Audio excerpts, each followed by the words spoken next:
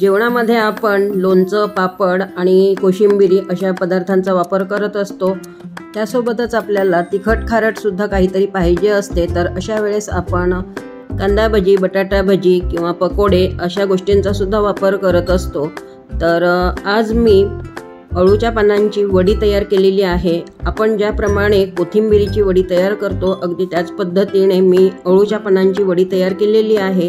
सध्या उन्हाळा आहे आणि मी हे जे अळूच्या पानांचे झाड आहेत ते कुंडीमध्ये लावलेले आहेत। तर त्यामुळे अगदी छोटे छोटे पानं माझ्याकडे निघालेले होते हे, तर मी ते कापून घेतले आणि आता मी स्वच्छ धुवून घेतलेले आहेत आणि चिरून घेत आहे। तर थोडे जाडसरच चिरायचे आहेत कारण वडीमध्ये पानं जे आहेत ते छान दिसले पाहिजेत। तर त्यामुळे मी असे उभे आडवे थोडे जाडसर असे चिरून घेत आहे। तर अळूच्या पानांची वडी सुद्धा खूप छान वाटते खायला।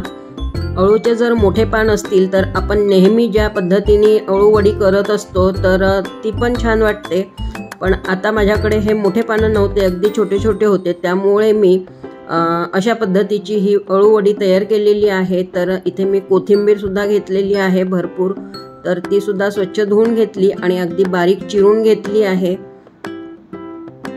तर आता मी एका भांड्यामध्ये हे चिरून घेतलेले अळूचे पानं आणि कोथिंबीर घालून घेतलेली आहे आणि अशा पद्धतीने जर अळू वडी तयार केली तर खूप छान वाटते, एकदम खुसखुशीत कुरकुरीत अशी ही अळू वडी तयार होते।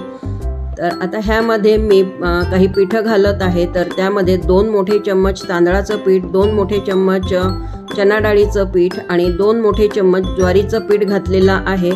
पाव चम्मच हळद, अर्धा चम्मच धणे जिरे पावडर आणि 1 चम्मच तिखट घातलेलं आहे।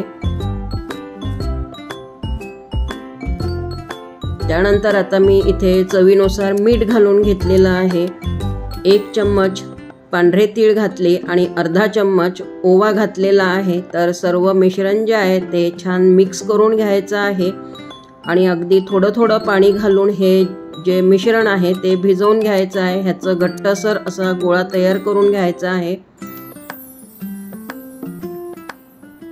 तर बघू शकता छान असा मी घट्टसर ह्या मिश्रणाचा गोळा तयार करून घेतलेला आहे आणि आता इथे एका प्लेटला मी थोडं तेल लावून घेत आहे। इथे मी अळूवडी जी आहे ती थापून घेणार आहे। तर अळूवडी जी आहे ती चिपकू नये ह्यासाठी मी भरपूर असं छान तेल लावून घेतलेलं आहे प्लेटला आणि आता ह्या मिश्रणाचा जो गोळा तयार केलेला होता तो घेऊन अशा हाताच्या बोटाच्या मदतीने एकसारखा पसरवून घ्यायचा आहे प्लेटभर, म्हणजे एकसारख्या वड्या तयार होतात। कोथिंबिरीच्या वड्या आपण नेहमीच करत असतो, त्यासोबतच पत्ताकोबीच्या सुद्धा अशाच पद्धतीने वड्या आपल्याला तयार करता येतात। तर जेवणामध्ये अशा प्रकारचे जर पदार्थ असले तर जेवण करायला सुद्धा मजा येते।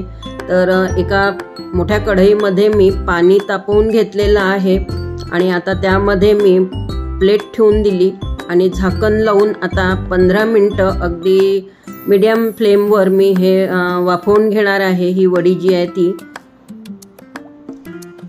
तर 15 मिनिटानंतर मी गॅस बंद केला होता आणि त्यानंतर 5 मिनिटांनी मी आता झाकण उघडून घेतलेलं आहे आणि आता प्लेट बाहेर काढून घेते। पुन्हा 5 मिनिटं मी तसंच ठेवणार आहे कारण त्यामधली जी वाफ असते ती पूर्ण निघून गेली पाहिजे। त्यानंतर आता मी ह्याच्या वड्या तयार करून घेत आहे।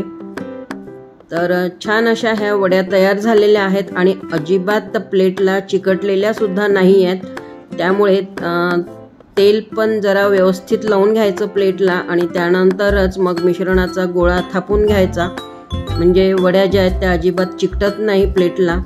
तर मस्त अशा ह्या वड्या तयार झालेल्या आहेत। आता मी इथे एका कढईमध्ये मी तेल तापत ठेवलेलं होतं, तर तेलामध्ये मी ह्या वड्या तळून घेत आहे। तुम्ही शॅलो फ्राय सुद्धा करू शकता थोड्या तेलावर, पण मी डीप फ्राय करत आहे कारण मला कुरकुरीत अशा ह्या वड्या पाहिजे आहेत। तर खूप मस्त अशा ह्या वड्या लागतात, खूप छान टेस्ट असते ह्या वड्यांची।